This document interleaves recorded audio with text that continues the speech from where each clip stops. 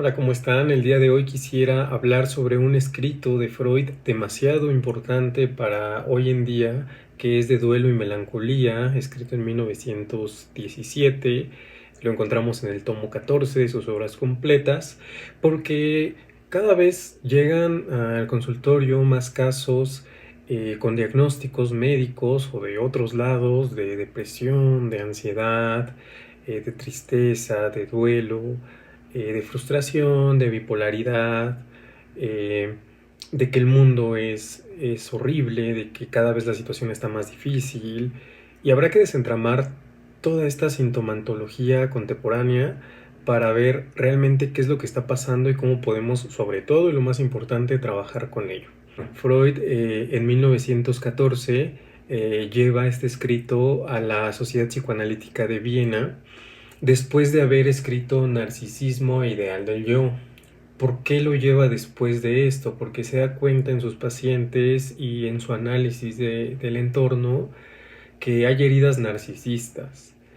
Hay un ideal de cómo debes de ser, pero que se rompe, se fractura por el entorno, por ti, por muchas cosas, y que pareciera ser que nos adentramos en un duelo crónico del que no logramos hacer eso que nosotros pensábamos y que duele en el alma. Entonces, en un principio Freud nos hace el recorrido en este escrito de que probablemente el duelo, ¿no? La melancolía venga de este complejo de Edípico que en ese momento sonaba muy grotesco, que es esta idea general de esta confrontación a los padres, estos sentimientos de muerte, de acabar con ellos, y luego viene un sentimiento de culpa en el cual se vuelve persecutorio, en el cual hay personas que le tienen muchísimo miedo a las figuras de autoridad, ¿no? Presidentes, policías, en fin, personas que representen esta ley paterna o la autoridad y por eso se vuelven obsesivos, ¿no? Siempre tratan de estar muy bien en el trabajo, muy bien en la escuela, en cuanto a la higiene, en cuanto a sus relaciones con las demás personas. ¿Por qué? Porque algo malo puede pasar, algo malo nos puede destruir o alguien nos puede tener una mala onda, una mala espina y nos puede hacer daño. Entonces será mejor hacer las cosas bien porque hay un sentimiento de culpa.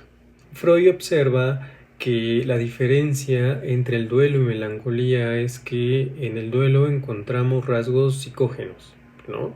Un cuadro clínico que puede ser diagnosticado por el médico y que es cuestión de tiempo para que la persona se vaya sintiendo mejor. Es hasta cierto punto entendible lo que le pasa. Y que en la melancolía tiene que ver más con un cuadro somático, algo que por más que lo pensemos o lo intelectualicemos, no encontramos el motivo del por qué se siente así la persona. Entonces, número uno, en el duelo, bueno, es una reacción eh, ante una pérdida de una persona amada, ¿no? Nos dice Freud aquí, de una persona amada o una abstracción que haga esta función. O sea, un ideal, la patria, la libertad. Yo le agregaría algún trabajo, alguna pareja, en fin. Es un duelo, ¿no? El duelo es una reacción ante la pérdida de una persona amada. Sin embargo, en la melancolía, Freud observa que es un dolor un poco más en lo anímico, que está en lo psíquico, es algo que se sufre constantemente, es algo que se vive como perdido, pero no se sabe qué, ¿no? Es algo que genera un malestar en el yo, que se pierde la capacidad de vincularse con el entorno, hay una pérdida en la capacidad de amar, de contemplar el futuro, un bienestar, una mejoría, y que el pasado siempre fue mejor, ¿no? Siempre se vivió bien. Y una palabra clave que usa Freud es el autorreproche o el autocastigo, o bueno, obviamente hacia el yo, y a veces que esto genera un delirio de castigo, ¿no? Como comentaba, algo malo nos va a pasar, que después lo va a abordar más a fondo por todo este concepto de la tragedia griega. ¿no? Es una tragedia porque pareciera ser que las cosas van bien, pero termina en algo caótico y catastrófico. Es un miedo colectivo y bastante humano. Cuando una persona está en duelo, las personas que hemos perdido a seres queridos, pues en un principio nos encontramos con esta realidad de que esta persona ya no está.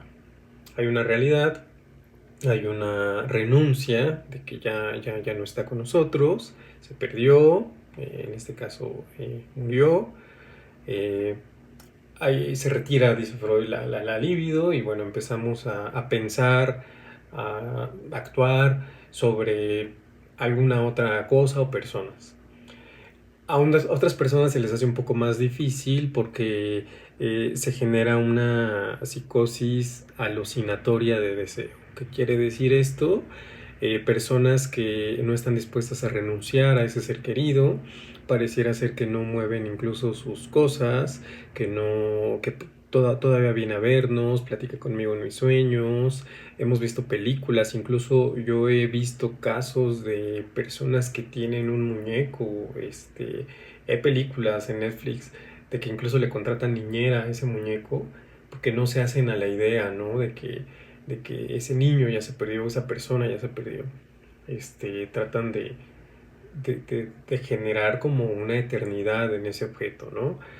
Entonces, a veces son estos pequeñas psicosis breves en el cual, bueno, se llega a una renuncia y viene este proceso de duelo y uno vuelve a la normalidad, pero ya con esa nostalgia del pasado.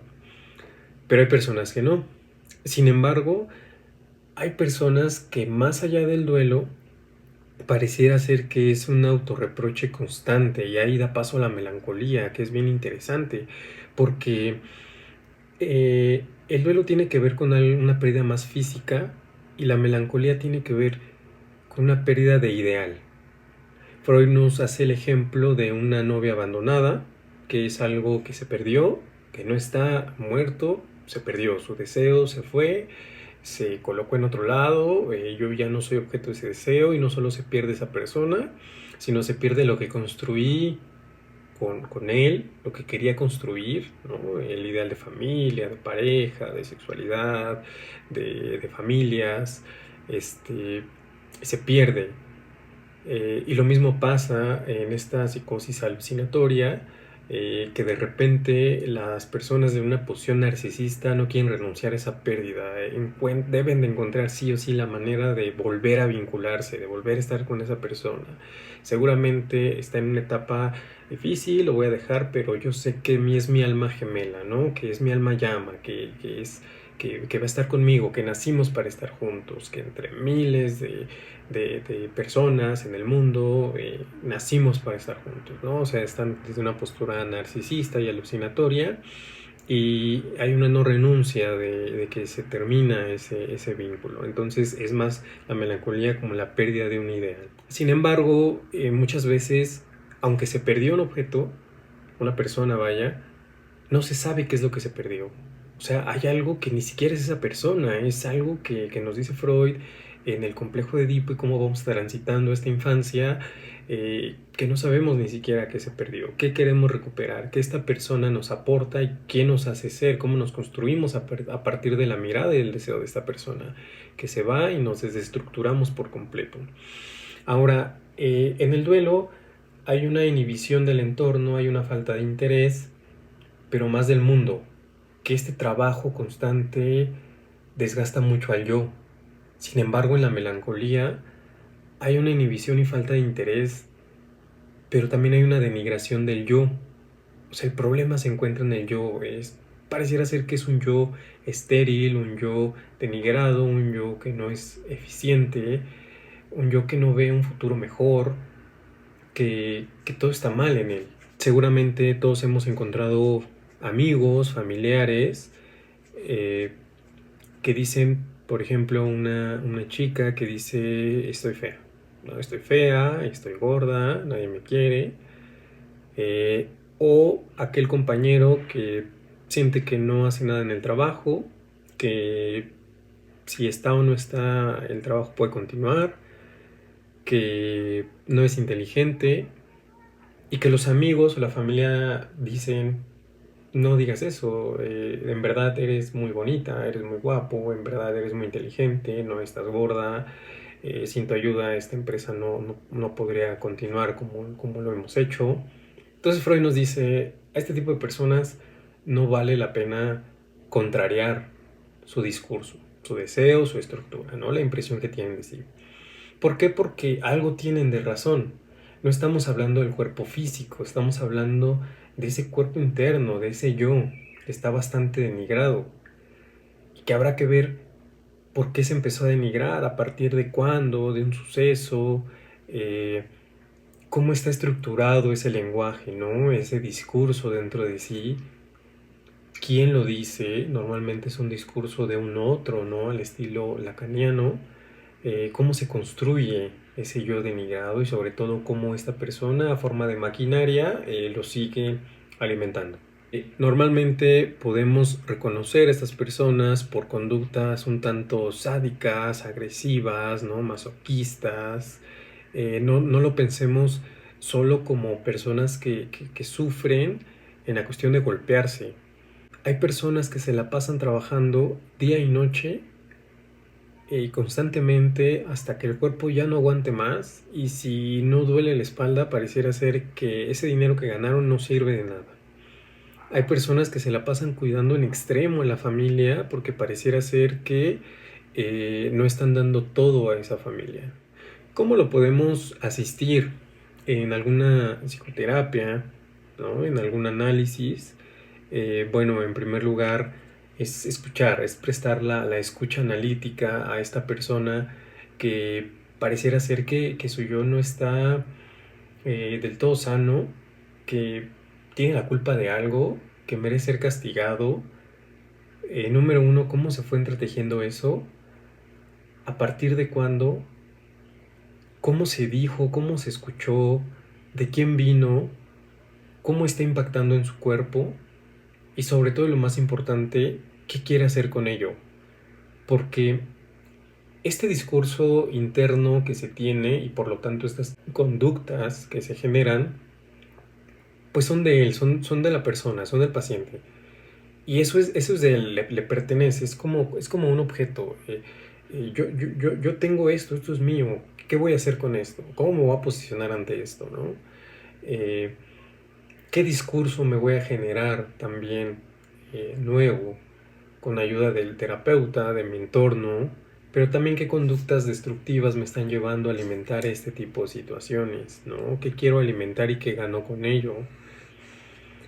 Hay una oportunidad para estas personas que tienen estos padecimientos porque se van dando cuenta poco a poco que no están del todo mal, que no todo está mal, que no todo está perdido, que no hay una visión túnel nada más de melancólica del entorno, sino con su personalidad, con su estructura, con sus herramientas, cómo puede posicionarse en este mundo, cómo puede llevar a cabo su trabajo, su conocimiento, su amor, sus vínculos en un entorno como en el de hoy en día, en 2023.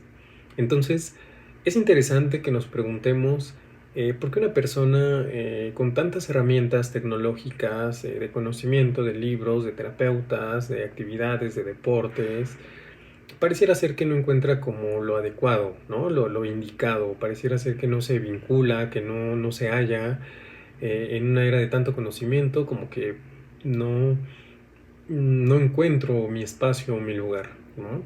Que es algo que pasa normalmente más en los jóvenes y que creo que estos espacios de reflexión, estos espacios de psicoterapia psicoanalítica pueden apoyar, ¿no? A este desarrollo, este crecimiento y a esta reubicación de la persona o del paciente en este entorno, ¿no? Desde una mirada externa y profesional.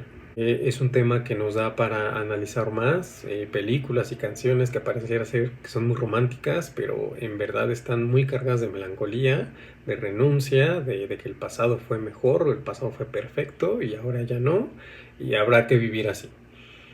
Muy interesante y bueno, Cualquier situación, déjenme un comentario, contácteme al número que aparece aquí abajo y nos vemos la próxima.